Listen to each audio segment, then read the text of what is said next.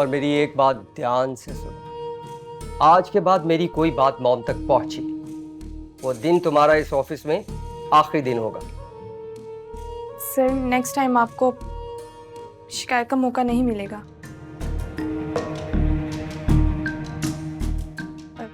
Sir मैं चलती हूँ। हाँ सुनो, आज के बाद तुम सिर्फ मेरी बात सुनोगी। जी सर।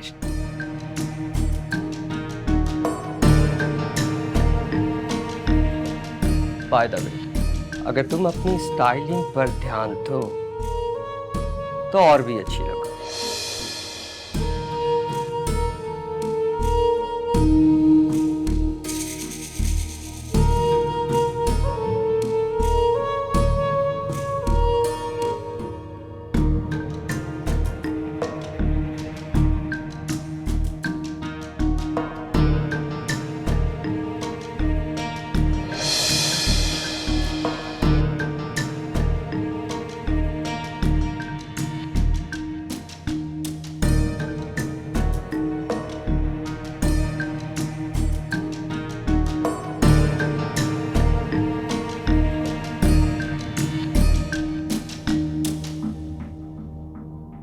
मैंने कहा अली से जाओ सनम से मिल लो। तोबा तोबा, कहने लगा मुझे क्या जरूरत पड़ी है सनम से मिलने की। मैं तो उठ के आ गई। लगता है आप ही ने उसके कान भर दिए। चलो अच्छा है। अरे मुझे तो कुछ और चक्कर लग रहा है। मतलब? अरे ये जो अली है ना गुन्ना, इसकी नजर माहम पर है। ऐसा कुछ भी नहीं है। अली सिर्फ मुझसे मोहब्बत करता है। अगर ऐसी बात होती तो वो आप ही के लिए रिश्ता भेजता। अरे पागल, चलो मान भी लिया, लेकिन ये माहम जो है ना जर्रार के चक्कर में है, मैं बता रही हूँ तुम्हें। उनकी इतनी जुर्रत? हाँ ना, खुदा झूठ ना बुलवाए। अरे भाई जिस दिन तुम गई हो जरार के साथ, मछली की तरह तड़प रही थी, कहने लगी पप्पो आपने क्यों जाने दिया है सनम को, आपको नहीं पता वो अली के साथ इंजेक्ट है। हाँ, अरे वो अली एक मामूली सा इंजीनियर, और कहाँ जर्रार इतने बड़े ब्लंडर्स का एक अकलौता बेटा। अरे भाई ये जो दौलत है ना, अच्छे अच्छों की नीयत में खोट डाल देती है। तो बात इतनी आगे तक बढ़ गई है, तुम्हें अंदाजा भी है कि तुम किस रास्ते पर चल रही हो? तुम ऑलरेडी एंगेज्ड हो सनम। अभी आपको मेरी फिक्र करने की जरूरत नहीं है। तुम ना इसके लायक ही नहीं।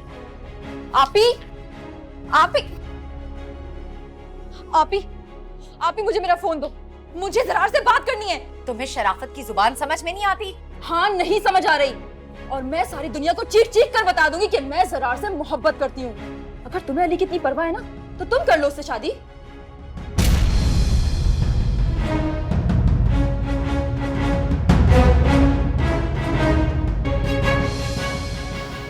तो ये बात है, मेरे हक पे डाका डालने का सोचा जा रहा है।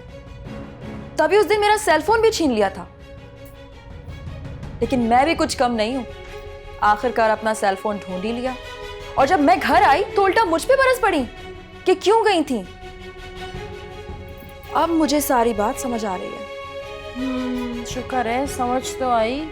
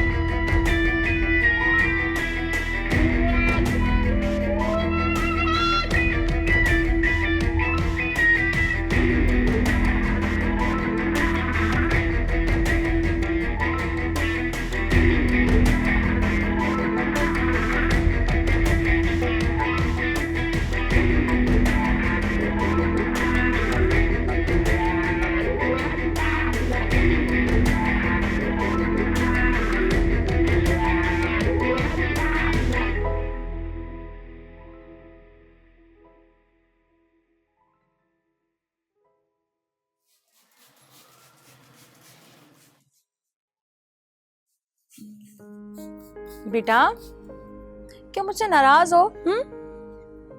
नहीं फुप्पो, मैं आपसे क्यों नाराज होंगी?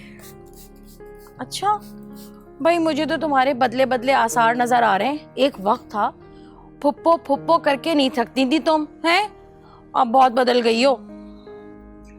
फुप्पो, ना वक्त बदलता है ना इंसान बदलता है, बस जरूरियात और तरजीहात बदल जाती हैं। इंसान अहम नहीं होता, उसके साथ जुड़ी उम्मीदें अहम होती हैं, और जब उम्मीदें दम तोड़ती हैं तो आपकी अहमियत भी कम हो जाती है, और सामने वाले को लगता है कि वक्त बदल गया और इंसान बदल गया। हाँ, लेकिन एक से बढ़कर एक अच्छे इंसान है इस दुनिया में। वैसे अली भी ठीक ही है, लेकिन तुम ज्यादा अच्छी हो। मैं तो कहती हूँ अली से शादी कर लो, वो अच्छा रहेगा तुम्हारे लिए। फुप्पो, आप कैसी बातें कर रही हैं मेरे साथ? आप चाहती हैं कि मैं अपनी बहन के हक पे डाका डालूं? ओहो, लिख लो मेरी बात। अरे भाई, वो नहीं करने वाली अली से, वो तो भागती है अली से दूर दूर, और उसे वैसे भी रईस ज्यादा पसंद थे, वो कहाँ करेगी। अरे उसको छोड़ो उसके हाल पर। और आप भी मेरी एक बात ना कान खोल के सुनो, सनम की शादी मैं जरार से तो हरगिज़ हरगिज़ नहीं होने दूंगी। हरगिज़ हरगिज़, ये वकील नहीं आने वाली मेरी बातों में।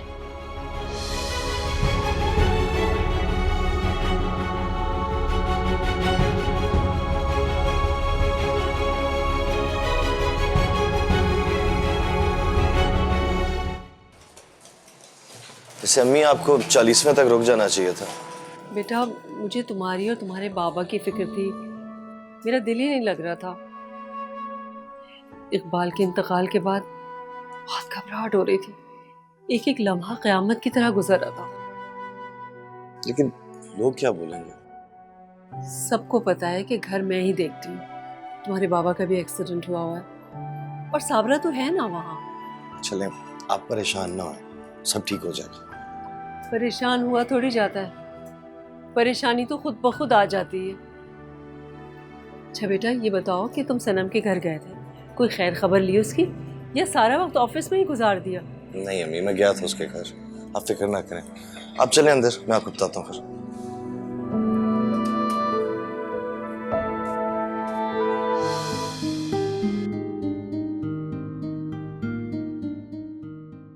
जरार, तुमने अपनी मॉम से बात की? बात भी की और तुम्हारी एक प्यारी सी तस्वीर भी दिखा दी। अच्छा, फिर क्या कहा उन्होंने? कहना क्या था, बेहद खुश हुई और तुम्हारी तस्वीर देख के कहने लगी, लड़की तो बहुत प्यारी है। रियली? तुम झूठ तो नहीं कह रहे? मैं झूठ बोल सकता हूँ क्या? नहीं, मुझे तुम पे एतबार है, तुम झूठ नहीं बोलते। और प्यार में एतबार ना हो तो मोहब्बत का सफर अधूरा रह जाता है। हाँ, ये तो है। अच्छा, तो फिर तुम्हारी मॉम कब आ रही है हमारे घर रिश्ता लेकर? जैसे ही दुबई से आ जाएं, हम रिश्ता लेके तुम्हारे घर आ जाएंगे। रियली? मैं बहुत खुश हूँ। और मैं भी बहुत खुश हूँ। अच्छा जरा मुझे एक बात तो बताओ, हम शादी के बाद कहाँ रहेंगे, पाकिस्तान में या दुबई में? ना तो पाकिस्तान में और ना ही दुबई में। मतलब ये कि मैं तुम्हारे दिल में रहूंगा और तुम मेरे दिल में। जरा तुम भी ना।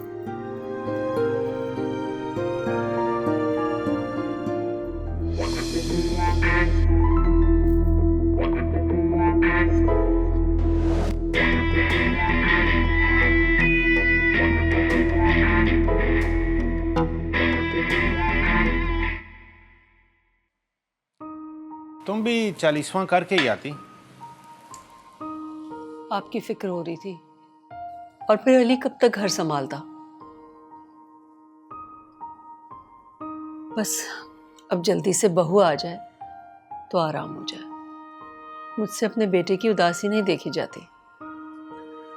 वो तो ठीक है, मगर मेरे ख्याल में 5 से 6 माह बाद ही शादी की बात छेड़नी चाहिए। आप बाप है ना, माँ होते तो समझते। 6 महीने तो बहुत लंबा टाइम है, अगले लम्हे का नहीं पता है। भाई जैसे आपकी मर्जी, लेकिन मौका महल देख के बात करनी चाहिए।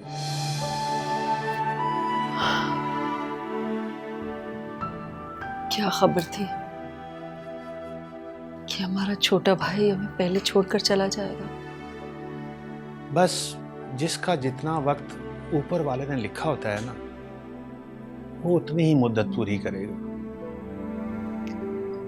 यही गम तो मुझे अंदर से खाए जा रहा है।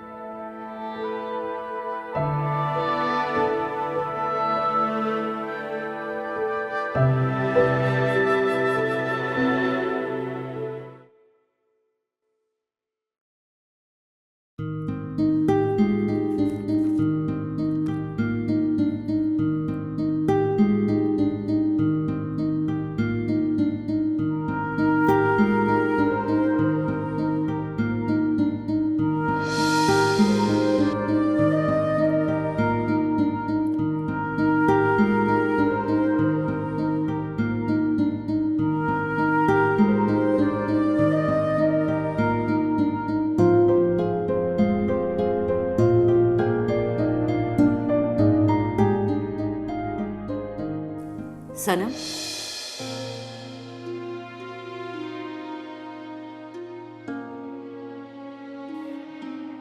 तुम ना अब ये जरार वगैरह से मिलना बंद कर दो।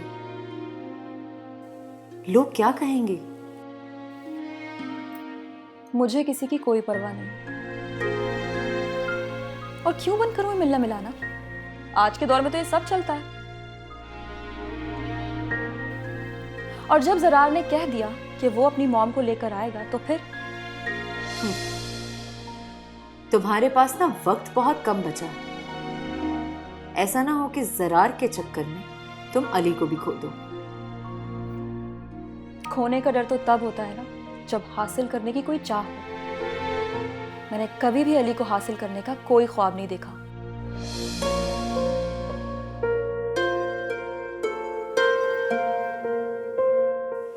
तुम्हें अंदाजा भी है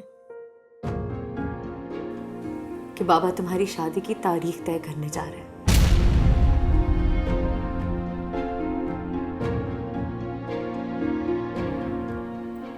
मुझसे पूछे बगैर? लड़की हो तुम, और लड़कियों को अपने माँ बाप की इज्जत का पास रखना पड़ता है। तो क्या लड़कियों को उनकी मर्जी से सांस लेने का भी कोई हक नहीं? मुझे तुमसे कोई बहस नहीं करनी है। मुझे भी आपसे बहस करने का कोई शौक नहीं है। So please mind your own business.